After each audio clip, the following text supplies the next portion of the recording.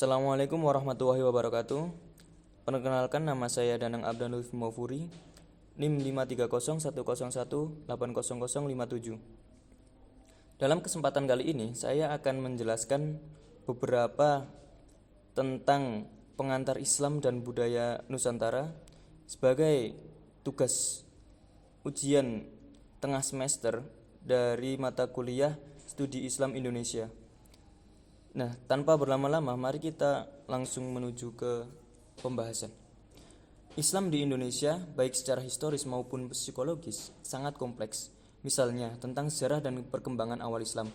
Penulisan sejarah Indonesia diawali oleh golongan orientalis yang berusaha untuk meminimalisasi peran Islam di samping usaha para sarjana Muslim yang ingin mengemukakan fakta sejarah yang lebih jujur. Kedatangan Islam ke Indonesia dilakukan secara damai. Islam disebarkan oleh para pedagang, kemudian dilanjutkan oleh para dai dan para pengembara sufi.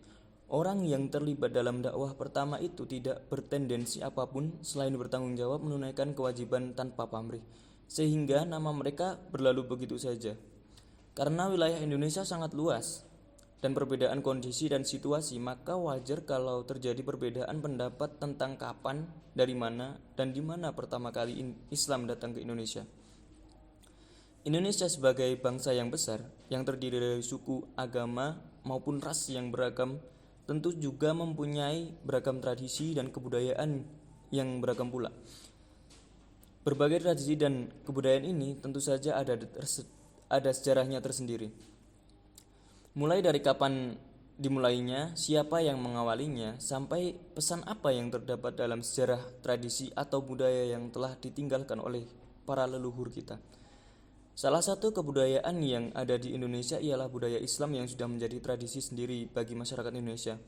Hal ini sangat diperlukan agar kelak ketika kita sudah tua nanti masih bisa menceritakan dan menjelaskan betapa pentingnya menjaga dan melestarikan sejarah, tradisi, dan budaya yang ada di Nusantara ini bagi generasi selanjutnya. Terutama sebagai rakyat Indonesia yang beragama Islam, tentu sangatlah banyak sejarah, tradisi, dan budaya Islam yang mana sampai saat ini masih diteruskan oleh generasi umat Islam dan insya Allah hingga nanti. Nah, ketika umat Islam berada dalam problem ketidakberdayaan dan keterbelakangan, hanya satu yang bisa dibanggakan, yaitu teks suci. Pilihannya adalah apakah teks suci itu harus ditinggalkan atau bagaimana? Bukankah orang lain juga bisa bangkit tanpa teks? Walaupun sebenarnya modernisme barat pun sebetulnya merujuk pada teks Yunani kuno sebagai acuan pengembangan dan penyesuaiannya. Islam sebagai ajaran menjadi topik yang menarik dikaji baik oleh kalangan intelektual muslim sendiri maupun sarjana-sarjana barat, mulai dari tradisi orientalis sampai dengan Islamolog atau ahli pengkaji Islam.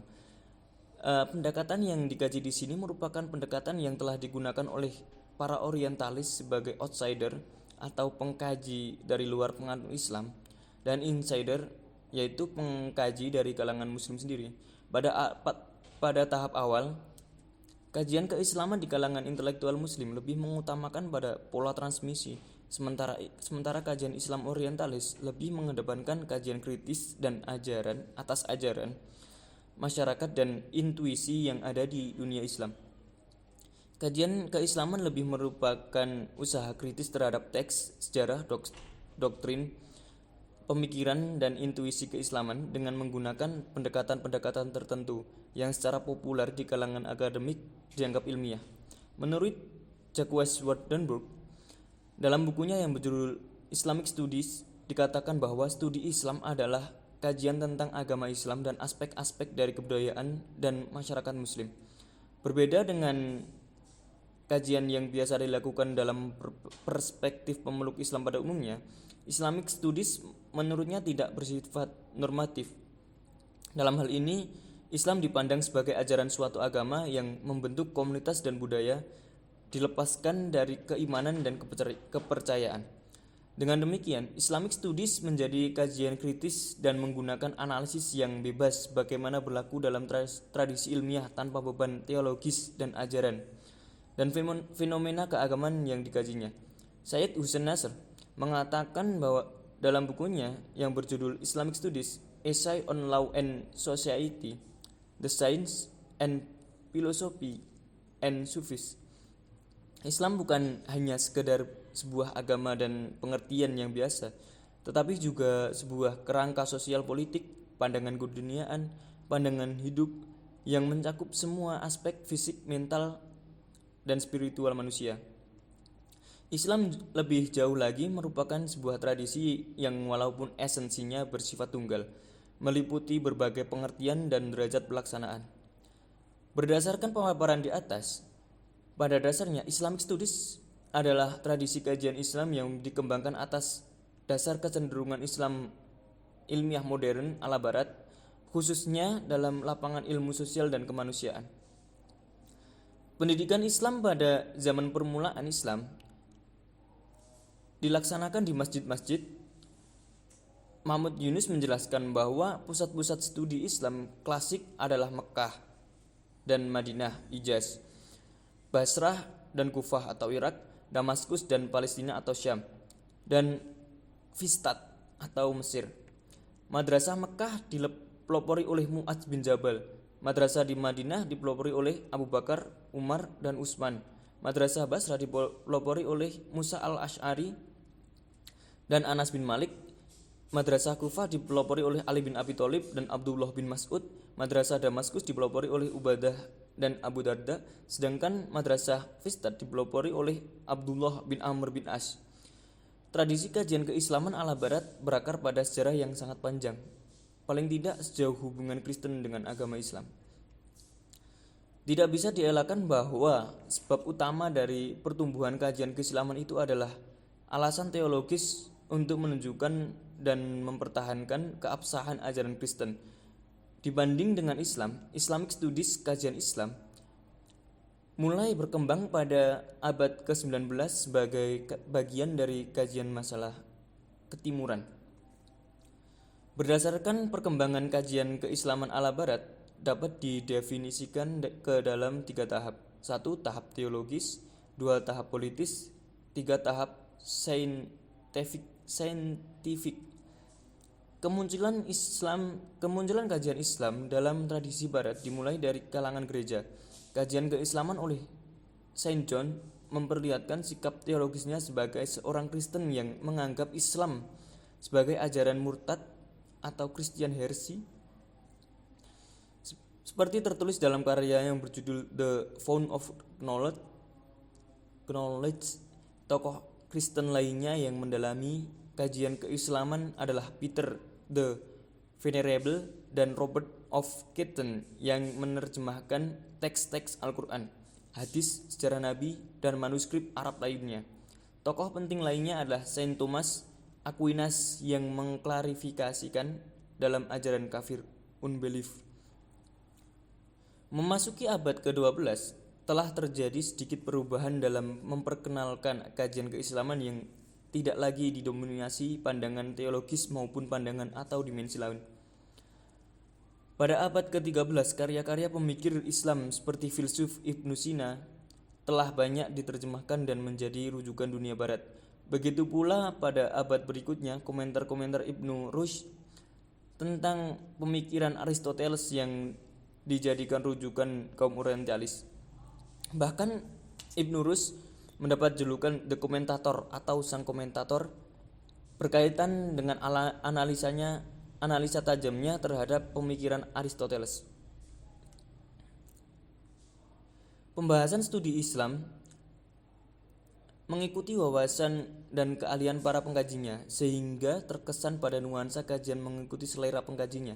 Secara material, ruang lingkup kajian keislaman dan tradisi barat meliputi pembahasan mengenai ajaran, doktrin, pemikiran, teks, sejarah, dan intuisi keislaman.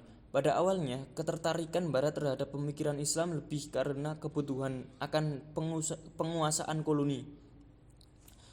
Mengingat daerah koloni pada umumnya adalah negara-negara yang banyak didiami warga muslim, sehingga mau tidak mau mereka harus memahami tentang budaya lokal. Contoh kasus dapat dilihat pada Perang Aceh, di mana Snokhurst telah mempelajari Islam terlebih dahulu sebelum diterjunkan di lokasi dengan asumsi ia telah memahami budaya dan peradaban masyarakat Aceh yang mayoritas beragama Islam. Islam yang dipelajari olehnya dari sisi landasan normatif maupun praktik bagi para pemeluknya. Kemudian dibuatlah rekomendasi kepada para penguasa kolonial untuk membuat kebijakan yang berkaitan dengan kepentingan umat Islam.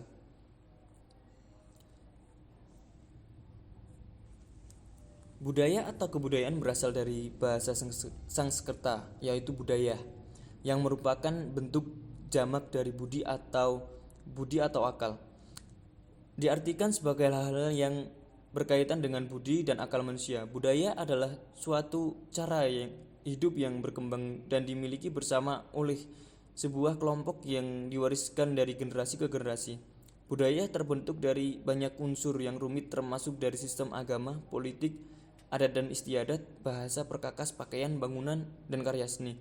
Bahasa sebagaimana juga budaya merupakan bagian tak terpisahkan dari diri manusia sehingga banyak orang cenderung menganggapnya diwariskan secara genetis. Indonesia merupakan salah satu negara yang mempunyai banyak keanekaragaman budaya yang sangat menarik dan unik. Keanekaragaman budaya Indonesia dari Sabang sampai Merauke merupakan aset yang tidak ternilai harganya, sehingga harus tetap dipertahankan dan dilestarikan. Selain keberagaman budaya Indonesia, juga dikenal sebagai negara dengan lingkungan sosial budaya. Hal ini ditandai dengan nilai-nilai kehidupan yang ramah, orang-orang memegang sopan santun dan juga masyarakat yang damai. Unsur kebudayaan tersebut terwujud dalam bentuk sistem budaya atau adat istiadat, kompleks budaya, tema budaya, gagasan, sistem sosial, aktivitas sosial, kompleks sosial, pola sosial, tindakan, dan unsur-unsur kebudayaan fisik. Wulandari menjelaskan bahwa kebudayaan mengandung dua kemampuan sekaligus, yaitu kemampuan untuk melestarikan dan kemampuan untuk mengembangkan. Kebudayaan Indonesia dari zaman ke zaman selalu mengalami perubahan. Perubahan ini terjadi karena faktor masyarakat yang memang menginginkan perubahan kebudayaan atau karena masuknya unsur-unsur globalisasi ke dalam kebudayaan Indonesia. Dadang Ahmad mengemukakan bahwa di bidang kebudayaan spiritual adalah gagasan-gagasan yang lahir dari paduan berimbang dan harmonis antara tradisi Hindu-Buddha India dengan analisir keagamaan pribumi Jawa di dalam kerangka berpikir yang sedemikian itu. Tertib duniawi mencerminkan dan mewujudkan yang surgawi. Raja dipandang sebagai dewa, raja beserta kerajaannya merupakan titik kosmos yang menjaga keseimbangan. Islam bukan hanya sekedar sebuah agama dalam pengertian yang bias, tetapi juga kerangka sosial politik, pandangan keduniaan, dan pandangan hidup yang mencakup semua aspek fisik, mental, dan spiritual manusia. Islam lebih jauh lagi, merupakan yang walaupun esensinya bersifat tunggal, meliputi berbagai tingkat pengertian dan derajat pelaksana. Warisan kolonial tampak kebanyakan mempelajari Islamic Studies sehingga dari sudut pandang nilai budaya barat memiliki tekanan yang sangat kuat. Saya kira cukup penjelasan dari saya. Mungkin jika ada kurangnya bisa komentar ataupun saran. Kurang lebihnya saya undur diri. Assalamualaikum warahmatullahi wabarakatuh.